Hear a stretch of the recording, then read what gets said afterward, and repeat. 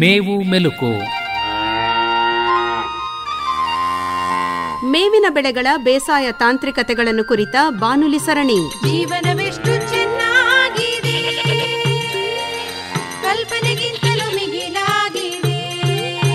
ಸಹಯೋಗ ವಲಯ ಕೃಷಿ ಸಂಶೋಧನಾ ಕೇಂದ್ರ, ಬಿಸಿ ಫಾರಂ, ಮಂಡ್ಯ. ಎಷ್ಟೊಂದು ಸೌಂದರ್ಯವಿದೆ, ಎಷ್ಟೊಂದು ಆನಂದವಿದೆ. ಕೇಳಿ ಮೇವು ಮೆಲುಕು. ಮೈ ಒಟ್ಟಿ ಕಣ್ತೆರೆದು ಆನಂದಿಸು, ಇದ ಕೊಟ್ಟ ದೇವರಿಗೆ ನೀ ವಂದಿಸು. ಕೇಳುಗರೆ, ಇಂದಿನ ಮೇವು ಮೆಲುಕು ಬಾನುಲಿ ಸರಣಿಯಲ್ಲಿ ಹಸಿರು ಮೇವಿಗಾಗಿ ಬೆಳೆಯಬಹುದಾದ ಗಿಡ ಮರಗಳನ್ನು ಕುರಿತು ಮಂಡ್ಯದ ವಿಸಿ ಫಾರಂ ವಲಯ ಕೃಷಿ ಸಂಶೋಧನಾ ಕೇಂದ್ರದ ಮೇವು ಅಭಿವೃದ್ಧಿ ವಿಭಾಗದ ತಾಂತ್ರಿಕ ಸಹಾಯಕರಾದ ಡಾ ಎನ್ ರಾಣಿ ಅವರೊಂದಿಗೆ ಸಂದರ್ಶನವಿದೆ. ಮೇವು ಮೆಲುಕು. ಮೈ ಒಟ್ಟಿ ಕಣ್ತೆರೆದು ಆನಂದಿಸು, ಇದ ಕೊಟ್ಟ ದೇವರಿಗೆ ನೀ ವಂದಿಸು. ಡಾಕ್ಟರ್ ರಾಣಿ ಅವರೇ, ನಮಸ್ಕಾರ. ನಮಸ್ಕಾರ ಸರ್. ತಾವು ಇವತ್ತಿನ ದಿವಸ ಜಾನುವಾರುಗಳಿಗೆ ಮೇವಿನ ಕೊರತೆ ಆದಂತಹ ಸಂದರ್ಭದಲ್ಲಿ ಮೇವಿನ ಮರಗಳಿಂದ ಸೊಪ್ಪನ್ನು ಕೊಯ್ದು ಜಾನುವಾರುಗಳಿಗೆ ತಿನ್ನಿಸ್ಬೋದು. ಮೇವಿನ ಮರಗಳನ್ನು ಜಮೀನಿನಲ್ಲಿ ಅಲ್ಲಲ್ಲಿ ಬೆಳ್ಕೊಂಡಿದ್ದರೆ ಕಠಿಣ ಪರಿಸ್ಥಿತಿಯಲ್ಲಿ ಜಾನುವಾರುಗಳಿಗೆ ಹಸಿರು ಮೇವನ್ನು ಪೂರೈಕೆ ಮಾಡೋದಕ್ಕೆ ಸಾಧ್ಯ ಆಗ್ತದೆ. ಹಾಗಾಗಿ ಏನೆಲ್ಲ ಮೇವಿನ ಮರಗಳನ್ನು ಗೋಪಾಲಕರು ಬೆಳೆದ್ಕೋಬೋದು, ಯಾವ್ಯಾವ ಜಾತಿಯ ಮೇವಿನ ಮರಗಳಿದ್ದಾವೆ, ಅದನ್ನು ಬೆಳೆಸೋ ವಿಧಾನ ಹೇಗೆ, ಸೊಪ್ಪನ್ನು ನೀಡೋ ವಿಧಾನ ಹೇಗೆ, ಒಟ್ಟಾರೆಯಾಗಿ ಮೇವಿನ ಮರಗಳು ಮತ್ತು ಅದರ ಪಾಲನೆ ಪೋಷಣೆ ಇದರ ಬಗ್ಗೆ ಸಂಪೂರ್ಣವಾಗಿ ಮಾಹಿತಿಯನ್ನು ನೀಡಬೇಕು. ನಮಗೆಲ್ಲ ಗೊತ್ತಿರೋ ಹಾಗೆ ಹೈನುಗಾರಿಕೆ ಇತ್ತೀಚಿನ ದಿನಗಳಲ್ಲಿ ಹೆಚ್ಚಿನ ಪ್ರಾಮುಖ್ಯತೆಯನ್ನು ಪಡೆದುಕೊಳ್ತಾ ಇದೆ. ಅದರಲ್ಲೂ ವಿದ್ಯಾವಂತರ ರೈತರು ಇದರ ಕಡೆ ಒಲವನ್ನು ತೋರಿಸ್ತಾ ಇದ್ದಾರೆ. ಈ ಹೈನುಗಾರಿಕೆ ಲಾಭದಾಯಕವಾಗಬೇಕು ಅಂತಂದರೆ ಈ ಹಸಿರು ಮೇವಿನ ಪೂರೈಕೆ ಮತ್ತು ಲಭ್ಯತೆ ಬಹಳ ಪ್ರಾಮುಖ್ಯತೆಯನ್ನು ವಹಿಸುತ್ತೆ. ಹಸಿರು ಮೇವನ್ನು ನಾವು ಒದಗಿಸುವಾಗ ಏನಾಗುತ್ತೆ ಅಂದರೆ ಕೆಲವೊಂದು ಸಂದರ್ಭಗಳಲ್ಲಿ, ಅದರಲ್ಲೂ ಬರಗಾಲದ ಪರಿಸ್ಥಿತಿಯಲ್ಲಿ ಹಾಗೂ ಈ ಇತ್ತೀಚಿನ ದಿನಗಳಲ್ಲಿ ಹವಾಮಾನ ವೈಪರೀತ್ಯಗಳನ್ನು ನಾವು ನೋಡ್ತಾ ಇದ್ದೇವೆ. ಅಂಥ ಸಂದರ್ಭಗಳಲ್ಲಿ ಕಾಲಕಾಲಕ್ಕೆ ತಕ್ಕಂತೆ ಮಳೆ ಆಗೋದಿಲ್ಲ, ಹಾಗೆ ತಾಪಮಾನ ಅಂದರೆ ವಾತಾವರಣದಲ್ಲಿನ ತಾಪಮಾನ ಕೂಡ ಹೆಚ್ಚುತ್ತಾ ಇದೆ. ತಾಪಮಾನ ಹೆಚ್ಚಾದಾಗೆಲ್ಲ ಮೇವಿನ ಬೆಳೆಗಳಿಗೆ ಬೇಕಾದಂತಹ ನೀರಿನ ಸೌಲಭ್ಯತೆ ಕೂಡ ಕಡಿಮೆ ಆಗ್ತಾ ಹೋಗೋದ್ರಿಂದ ಮೇವನ್ನು ಸದ್ಬಳಕೆಯಾಗಿ ಮತ್ತು ಸಮಗ್ರವಾಗಿ ಎಲ್ಲ ಕಾಲಗಳಲ್ಲಿ ಕೂಡ ನಮ್ಮ ರೈತರು ಅದನ್ನು ಒದಗಿಸಲಿಕ್ಕೆ ಸಾಧ್ಯವಾಗ್ತಾ ಇಲ್ಲ. ಅಂತಹ ಸಂದರ್ಭಗಳಲ್ಲಿ ಅಂದರೆ ಬರಗಾಲದ ಪರಿಸ್ಥಿತಿಯಲ್ಲಿ ಮೇವಿನ ಅಭಾವವಿದ್ದಂತಹ ಸಂದರ್ಭದಲ್ಲಿ ನಮ್ಮ ರೈತರು ವಾರ್ಷಿಕ ಮೇವಿನ ಬೆಳೆಗಳ ಜೊತೆಗೆ ಹಾಗೂ ಬಹುವಾರ್ಷಿಕ ಮೇವಿನ ಬೆಳೆಗಳು ಏನು ಬೆಳೀತಿದ್ದಾರೆ ಅದರ ಜೊತೆಗೆ ಈ ಹಸಿರು ಮೇವಿನ ಗಿಡಮರಗಳನ್ನು ಕೂಡ ಆಹಾರವಾಗಿ ಪೂರೈಸ್ಕೋಬೋದು. ಹಾಗೂ ಇನ್ನೊಂದು ವಿಶೇಷತೆ ಏನಪ್ಪ, ಈ ಹಸಿರು ಮೇವಿನ ಗಿಡಗಳನ್ನು ಯಾಕೆ ನಾವು ಬೆಳೆಸ್ಕೋಬೇಕು, ರೈತರು ಯಾಕೆ ಇದನ್ನು ಅವರ ಹೊಲಗಳಲ್ಲಿ ಬೆಳೆಸ್ಕೋಬೇಕು ಅಂತಂದರೆ, ಈ ಹಸಿರು ಮೇವಿನ ಗಿಡ ಮರಗಳು ಸದಾಕಾಲ ಹಸಿರಾಗಿರ್ತವೆ ಹಾಗೂ ಎಲ್ಲ ಕಾಲದಲ್ಲಿ ಕೂಡ ಹಸಿರು ಮೇವಿನ ಸೊಪ್ಪನ್ನು ಒದಗಿಸ್ತವೆ.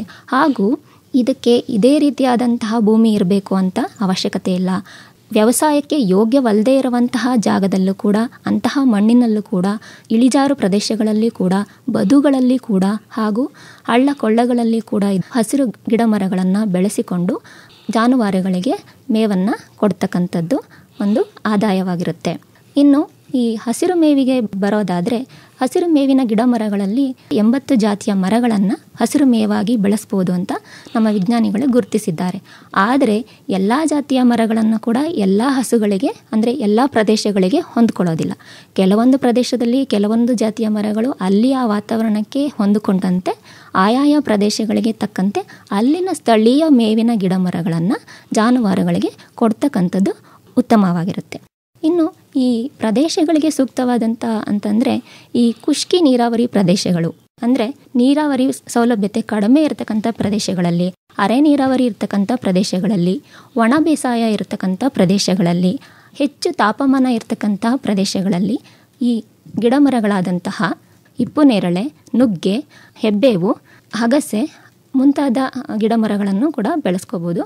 ಹಾಗೂ ಇದರ ಜೊತೆಗೆ ಮರಗಳ ಜಾತಿಗೆ ಬಂದಂತಂದರೆ ಬೇವು, ಆಲದ ಮರ, ಹಲಸಿನ ಮರ, ಅರಳಿ ಮರ, ಜಾಲಿ ಮರ, ಕರಿಜಾಲಿ ಮರ ಹಾಗೂ ಇತ್ಯಾದಿ ಮರಗಳನ್ನು ಕೂಡ ನಾವು ಬೆಳೆಸ್ಕೋಬೋದು.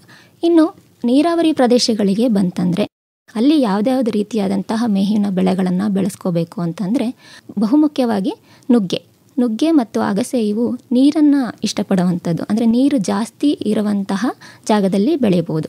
ಆದರೆ ನುಗ್ಗೆ ಬೆಳೆಯಬೇಕಾದ್ರೆ ಜೇಡಿ ಮಿಶ್ರಿತ ಮಣ್ಣು, ಅಂದರೆ ಕಪ್ಪು ಮಣ್ಣು ಏನು ಬರುತ್ತೆ ಆ ಜಾಗದಲ್ಲಿ ಇದು ಸೂಕ್ತವಾಗೋದಿಲ್ಲ. ಮರಳು ಮಿಶ್ರಿತ ಜೇಡಿ ಮಣ್ಣಿದ್ರೆ ಬಹಳ ಸೂಕ್ತವಾಗಿರುತ್ತೆ. ಹಾಗೂ ಹಾಲವಾಣ ಅಂತಂದರೆ ಪಾರಿವಾಳ ಗಿಡ ಅಂತ ಕರೀತಾರೆ, ಕೆಲವೊಂದೊಂದು ಕಡೆ ಹಾಲವಾಣ ಅಂತಲೂ ಕೂಡ ಕರೀತಾರೆ. ಇದನ್ನು ಕೂಡ ನಾವು ಮೇವಾಗಿ ಬೆಳೆಸ್ಕೋಬೋದು. ಹಾಗೂ ಇದರ ಜೊತೆಗೆ ಖುಷ್ಕಿ ಜಮೀನಿನಲ್ಲಿ ಏನು ಬೆಳಿತೀವಲ್ಲ ನಾವು, ನುಗ್ಗೆ ಆಗಿರ್ಬೋದು, ಹಿಪ್ಪು ನೇರಳೆ ಆಗಿರ್ಬೋದು, ಹಾಗೂ ಗ್ಲಿರಿಸಿಡಿ ಆಗಿರ್ಬೋದು, ಅಥವಾ ಸುಬಾಬುಲ್ ಆಗಿರ್ಬೋದು, ಇವುಗಳನ್ನು ಕೂಡ ನಾವು ನೀರಾವರಿ ಪ್ರದೇಶಗಳಲ್ಲಿ ಕೂಡ ಬೆಳೆಸ್ಕೋಬೋದು.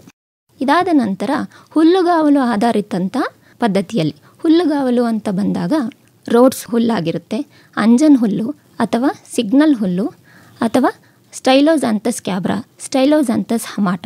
ಸಿಗ್ನಲಲ್ಲಿ ಒಂದು 6-7 ರೀತಿಯಾದಂತಹ ತಳಿಗಳಿದ್ದಾವೆ. Signal selection, signal DBRS1, DBRS2 ಈ ರೀತಿಯಾದಂಥ ತಳಿಗಳಿದ್ದಾವೆ. ಹಾಗೂ ಈ ಸಿಗ್ನಲ್ ಹುಲ್ಲು ಹಾಗೂ ಮತ್ತು ಸ್ಟೈಲೋಜಾಂಥಸ್ ಕ್ಯಾಬ್ರಾ, ಸ್ಟೈಲೋಜಾಂಥಸ್ ಜೆಬ್ರಾನ, ಹಮಾಟ ಮತ್ತು ಈ ರೀತಿಯಾದಂಥ ಹುಲ್ಲುಗಳ ಜೊತೆಯಲ್ಲಿ ಕೂಡ ನಾವು ಗಿಡಮರಗಳಾದಂತಹ ನುಗ್ಗೆ, ಹಿಪ್ಪು ನೇರಳೆ, ಸುಬಾಬುಲ್ ಮತ್ತು ಹೆಬ್ಬೇವು ಹಾಗೂ ಜಾಲಿ ಮರವನ್ನು ಕೂಡ ನಾವು ಹುಲ್ಲುಗಾವಲಿನ ಜೊತೆಯಲ್ಲಿ ಬೆಳೆಸ್ಕೋಬೋದು.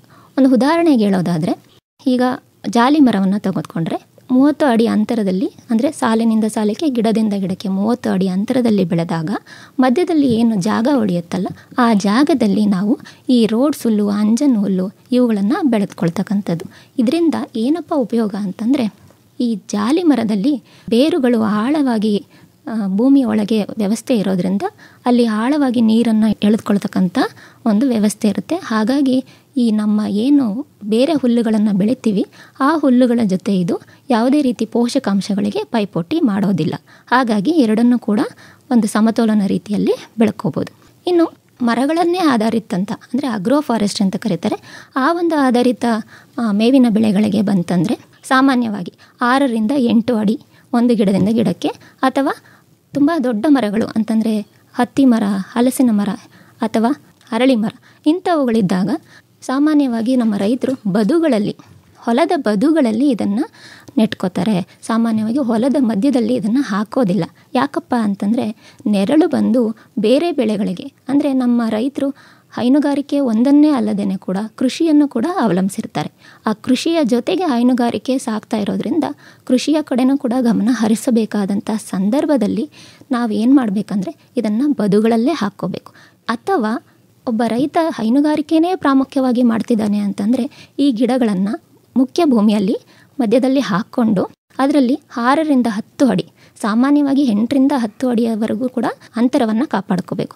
ಮಧ್ಯದಲ್ಲಿ ಬರ್ತಕ್ಕಂಥ ಜಾಗದಲ್ಲಿ ಬೇರೆ ವಾರ್ಷಿಕ ಬೆಳೆಗಳಾದಂತಹ ಮೆಕ್ಕೆಜೋಳ, ಜೋಳ, ಸಜ್ಜೆ ಮತ್ತು ಇನ್ನೂ ಮುಂತಾದಂಥ ಕುದುರೆ ಮಸಾಲೆ, ಬೇಲಿ ಮೆಂತ್ಯ ಈ ರೀತಿಯಾದಂತಹ ವಾರ್ಷಿಕ ಮೇವಿನ ಬೆಳೆಗಳನ್ನು ಕೂಡ ಬೆಳ್ಕೋಬೋದು.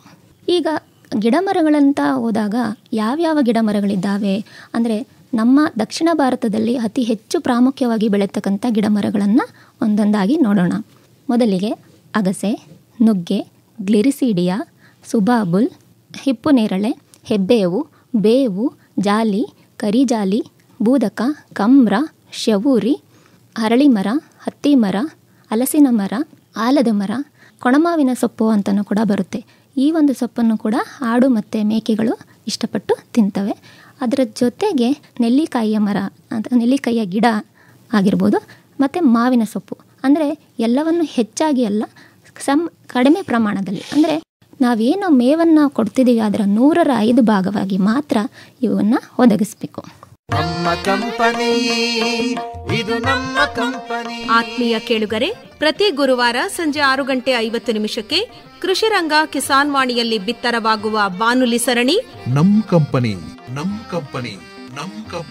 ಫೆಬ್ರವರಿ 20ರಂದು ಮೈಸೂರಿನ ಚಾರ್ಟರ್ಡ್ ಅಕೌಂಟೆಂಟ್ಗಳಾದ BV ಮಹೇಶ್ ಮತ್ತು K ಮಂಜು ಅವರೊಂದಿಗೆ ರೈತ ಉತ್ಪಾದಕ ಕಂಪನಿಗಳಲ್ಲಿ ಹಣಕಾಸು ನಿರ್ವಹಣೆಯನ್ನು ಕುರಿತ ಸಂವಾದವಿದೆ. ಒಂದು ಆನ್ಯುವಲ್ ರಿಟರ್ನ್ಸ್ ಅಂತ ಇರುತ್ತೆ, ಆಮೇಲೆ ಆನ್ಯುವಲ್ ಅಕೌಂಟ್ಸ್ ಇರುತ್ತೆ, 2 ಫೈಲ್ ಮಾಡಲೇಬೇಕು. ಆಮೇಲೆ ಆಡಿಟರ್ಸ್ ಅಪಾಯಿಂಟ್ಮೆಂಟ್ ಫೈಲ್ ಮಾಡಬೇಕು. ಡ್ಯೂ ಡೇಟ್ ಆಗಿಬಿಟ್ರೆ ಇಲ್ಲೆಲ್ಲ ಲೇಟ್ ಫೀಸ್ ಸ್ಟಾರ್ಟ್ ಆಗುತ್ತೆ.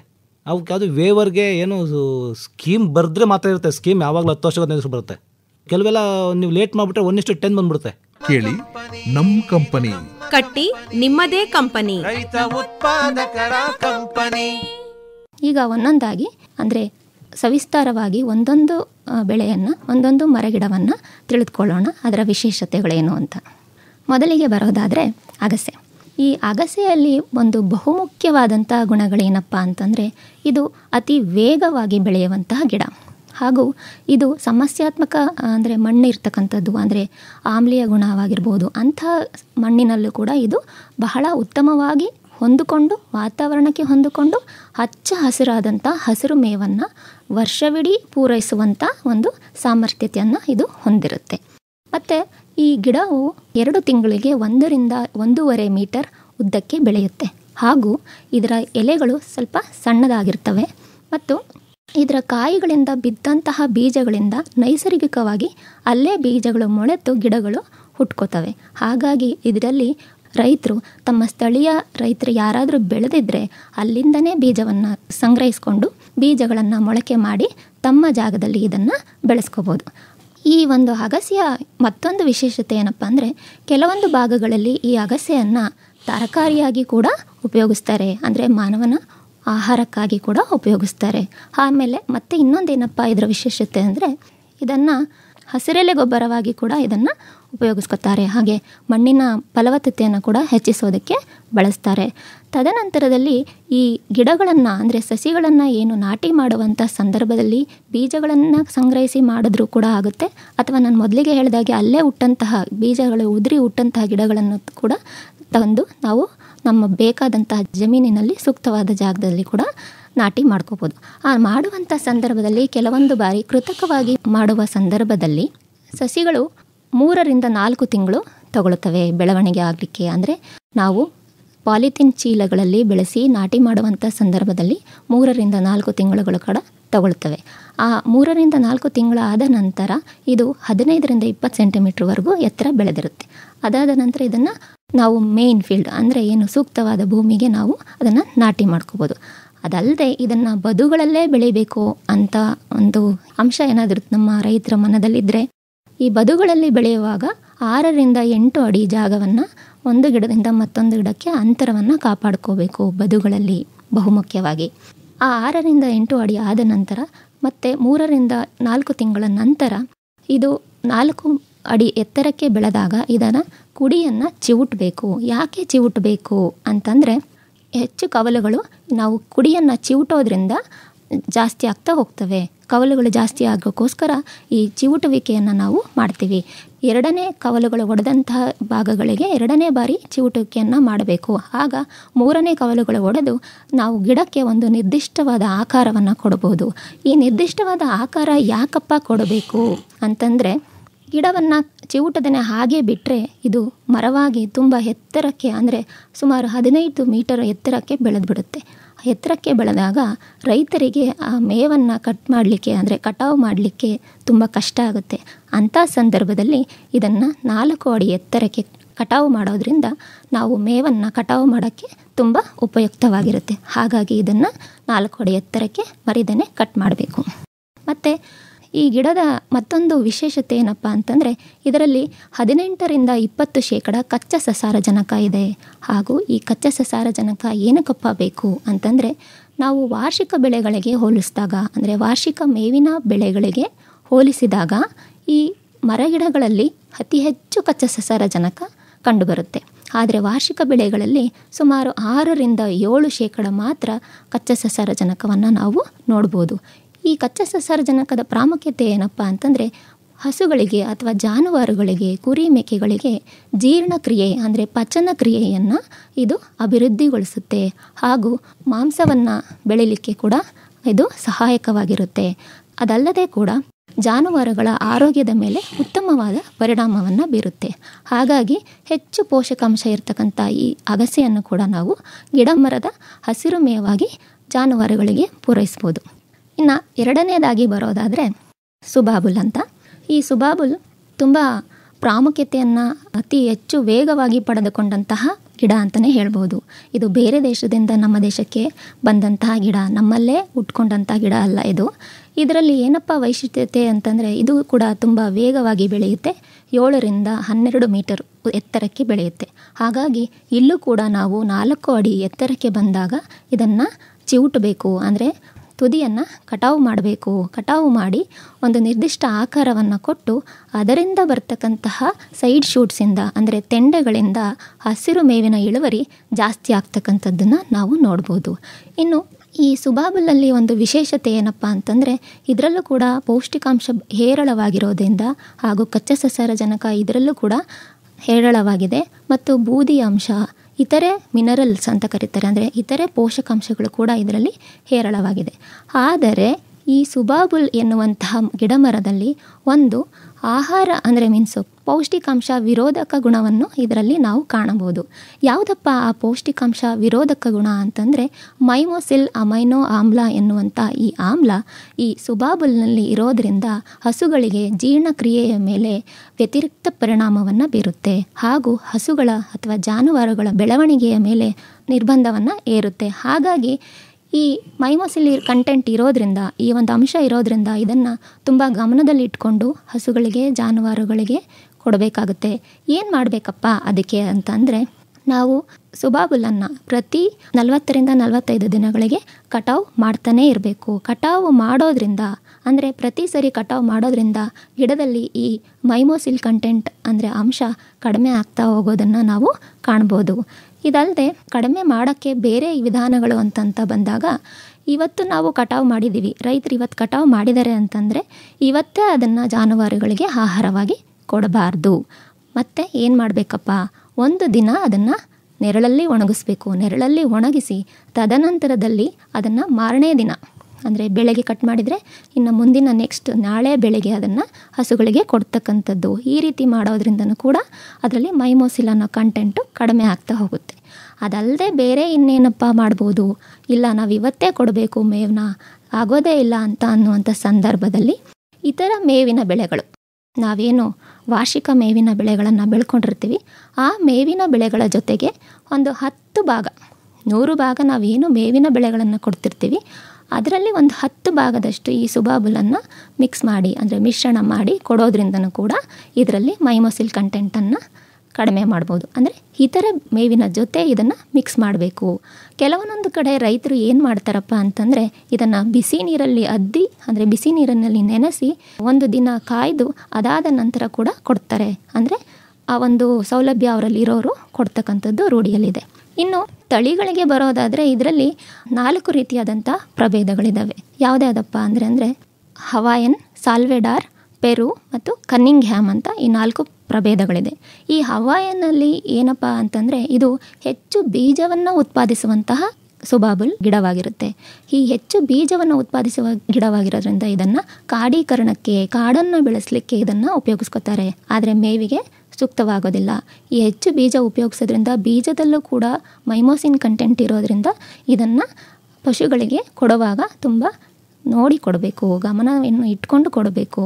ಇನ್ನು ಎರಡನೇದಾಗಿ ಬರೋದಾದರೆ ಸಾಲ್ವೆಡಾರ್. ಈ ಸಾಲ್ವೆಡಾರಲ್ಲಿ ಏನಪ್ಪ ಅಂತಂದರೆ ಇದು ತುಂಬ ಎತ್ತರಕ್ಕೆ ಬೆಳೆಯುತ್ತೆ, ಆದರೆ ಕಡಿಮೆ ಪ್ರಮಾಣದ ಬೀಜವನ್ನು ಉತ್ಪತ್ತಿ ಮಾಡುತ್ತೆ.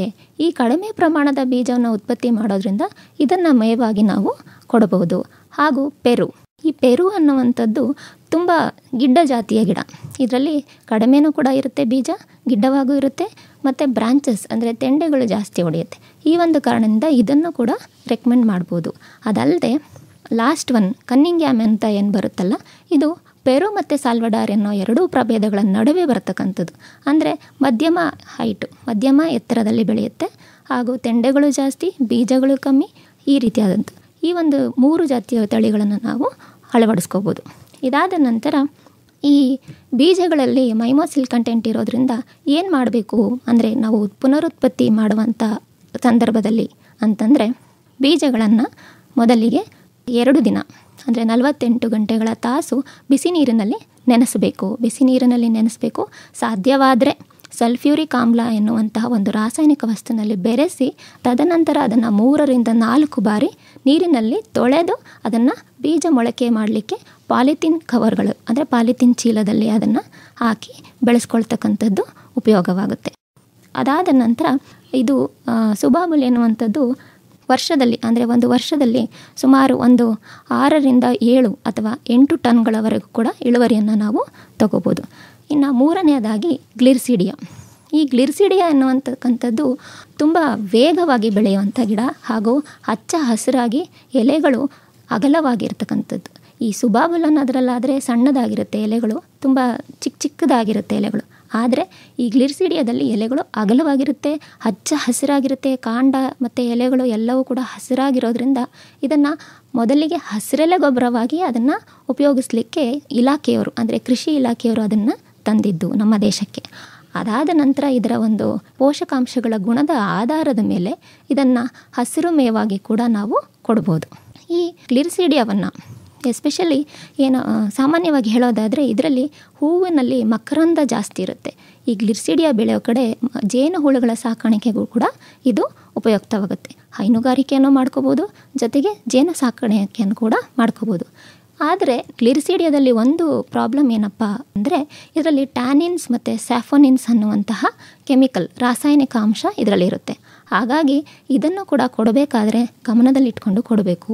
ಏನು ಮಾಡಬೇಕು ಅಂತಂದರೆ ಸೇಮ್ ಆ್ಯಸ್ ಇಟ್ ಈಸ್ ನಾವು ಸುಬಾಬುಲಲ್ಲಿ ಹೇಳ್ದಾಗೆ ಒಂದು ದಿನ ಕಾಯ್ದು ಕೊಡಬೇಕು, ಅಥವಾ ಇತರೆ ಮಿಶ್ರಣಗಳ ಜೊತೆಗೆ ಕೊಡಬೇಕು, ಅಥವಾ ಅದನ್ನು ಹುದುಗಿಸಿ ಕೊಡೋದ್ರಿಂದನೂ ಕೂಡ ಅದರಲ್ಲಿರ್ತಕ್ಕಂಥ ಪ್ರಮಾಣ ಟ್ಯಾನಿನ್ಸ್ ಅಥವಾ ಸ್ಯಾಪೋನಿನ್ಸ್ ಅಂತ ಏನು ಹೇಳ್ತಾರೆ ಅವು ಕಮ್ಮಿ ಆಗ್ತಾ ಹೋಗ್ತವೆ. ಇನ್ನು ಈ ಗ್ಲಿರ್ಸಿಡಿಯಾವನ್ನು ಬೆಳಿಬೇಕಾದ್ರೆ ಕೆಲವೊಂದೊಂದು ಭಾಗಗಳಲ್ಲಿ ಇದನ್ನು ನೆರಳಿನ ಮರವಾಗಿ, ಅಲಂಕಾರಿಕ ಮರವಾಗಿ, ಅಥವಾ ಜೀವಂತ ಬೇಲಿಗಳನ್ನು ಮಾಡಲಿಕ್ಕೆ ಬದುಗಳಲ್ಲಿ ಕೂಡ ಬೆಳ್ಕೊತಾರೆ. ಈ ಗಿಡವನ್ನು ಪುನರುತ್ಪತ್ತಿ ಮಾಡಬೇಕಂದ್ರೆ ಬೀಜಗಳಲ್ಲೂ ಕೂಡ ಮಾಡ್ಕೋಬೋದು ಹಾಗೂ ತೆಂಡೆಗಳಲ್ಲೂ ಕೂಡ ಮಾಡ್ಕೋಬೋದು. ತೆಂಡೆ ಅಂತ ಬಂದಾಗ 1-1.5 ಅಡಿ ಉದ್ದದಷ್ಟು ಗಿಡವನ್ನು ಕಟ್ ಮಾಡ್ಕೋಬೇಕು. ಅದು ಅಗಲ ಬಂದು ನಮ್ಮ ಹೆಬ್ಬೆಟ್ಟು ಗಾತ್ರ ಏನಿರುತ್ತೆ ಅದರ ಗಾತ್ರಕ್ಕಿಂತ ಸ್ವಲ್ಪ ದಪ್ಪ ಇರಬೇಕು. ಆ ಗಾತ್ರದ ಸೈಜ್ಗಳ ಕಡ್ಡಿಯನ್ನು ನಾವು ಆಯ್ಕೆ ಮಾಡಿಕೊಂಡು ಅದನ್ನು ನಾವು ನಾಟಿ ಮಾಡ್ಕೊಳ್ತಕ್ಕಂಥದ್ದು. ಇದಲ್ಲದೆ ಕೂಡ ಬೀಜಗಳಲ್ಲೂ ಕೂಡ ಇದನ್ನು ಮೊಳಕೆ ಹೊಡೆಸಿ ನಾವು ನಾಟಿಯನ್ನು ಮಾಡ್ಕೋಬೋದು. ಭೂಮಿಯಿಂದ ಮೊಳಕೆ ಬಂದಾದಮೇಲೆ ಅಂದರೆ ಬೀಜಗಳಿಂದ ಮಾಡಿದಾಗ ಮೊಳಕೆ ಬಂದಾದ ನಂತರ ಇವು ಭೂಮಿಯ ಸಮಭಾಗಕ್ಕೆ ಕಟ್ ಮಾಡಿದಾಗ ಅಂದರೆ ಕಟಾವು ಮಾಡಿದಾಗ ಏನಾಗುತ್ತಪ್ಪ ಅಂತಂದರೆ ಸೈಡ್ ಶೂಟ್ಸ್ ಅಂದರೆ ತೆಂಡೆಗಳು ಹೊಡೆಯುತ್ತವೆ. ತೆಂಡೆಗಳು ಹೊಡೆದು ಈ ಗಿಡ ಏನಾಗುತ್ತಪ್ಪ ಅಂದರೆ ಪೊದೆ ಆಕಾರ ಆಗುತ್ತೆ. ಈ ಪೊದೆ ಆಕಾರ ಆಗೋದ್ರಿಂದ ಹಸಿರೆಲೆ ಜಾಸ್ತಿ ಆಗ್ತಾ ಹೋಗುತ್ತೆ.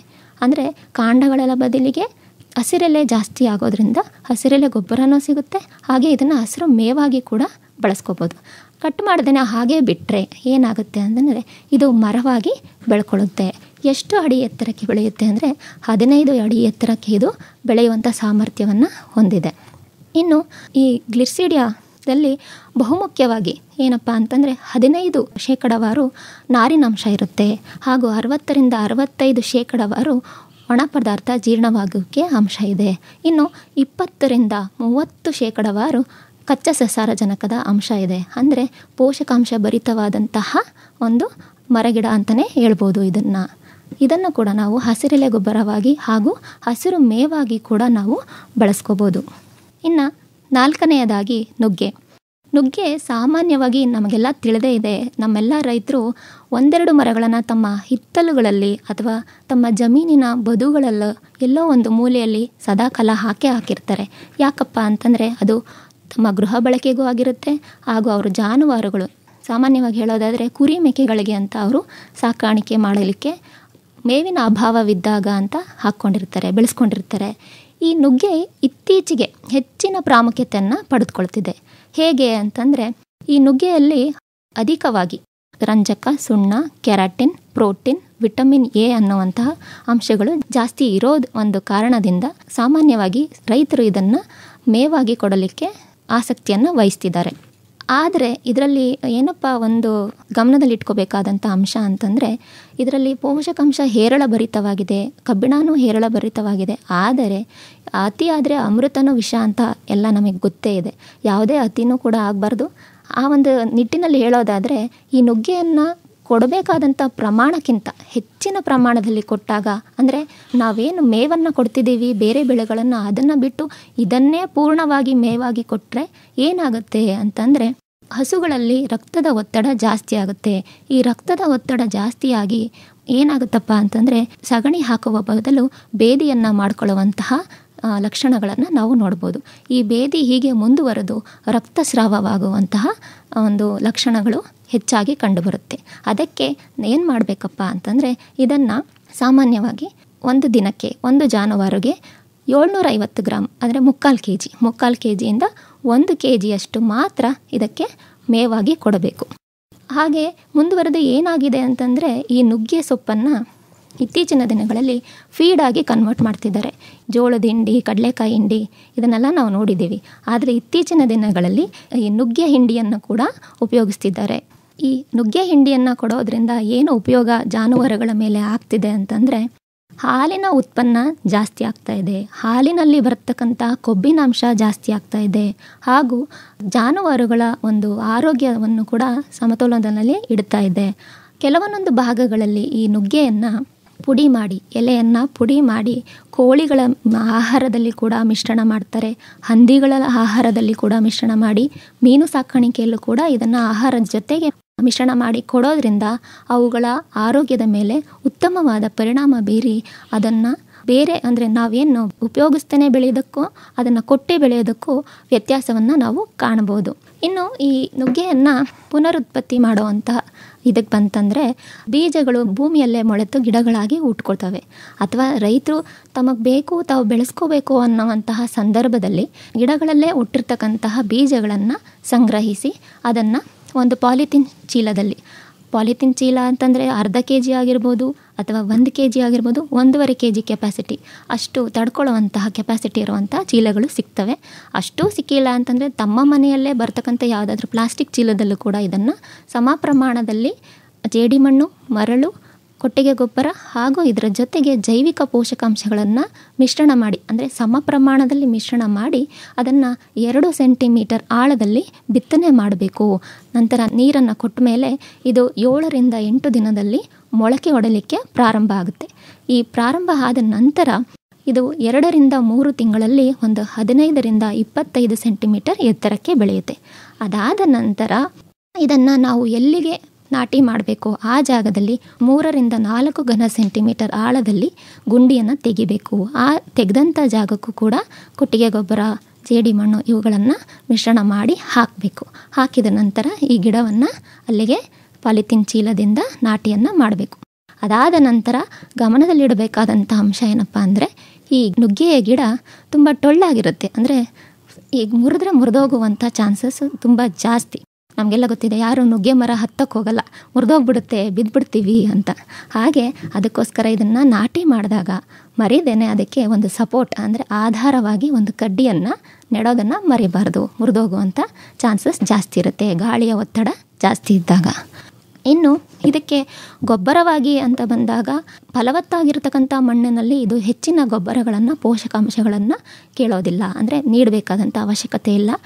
ಆದರೂ ಕೂಡ ಏನಾದರೂ ಒಂದು ಪ್ರಾಬ್ಲಮ್ಯಾಟಿಕ್ ಸಾಯಿಲ್ ಅಥವಾ ಏನಾದರೂ ಒಂದು ಮಣ್ಣಿನಲ್ಲಿ ಪೋಷಕಾಂಶಗಳು ಕಮ್ಮಿ ಇದೆ ಅನ್ನುವಂಥ ಪ್ರದೇಶಗಳಲ್ಲಿ ಒಂದು 44 kg ಯೂರಿಯಾ, 312 kg ರಂಜಕ ಹಾಗೂ 20 kg ಪೊಟ್ಯಾಷನ್ನು ಅದರಲ್ಲಿ ಅರ್ಧ ಪ್ರಮಾಣವನ್ನು ಬಿತ್ತನೆ ಮಾಡುವಂಥ ಕಾಲದಲ್ಲಿ, ಇನ್ನುಳಿದ ಅರ್ಧ ಪ್ರಮಾಣವನ್ನು 3 ತಿಂಗಳು ಬಿತ್ತನೆ ಮಾಡಿದ ನಂತರ ಕೊಡಬೇಕು.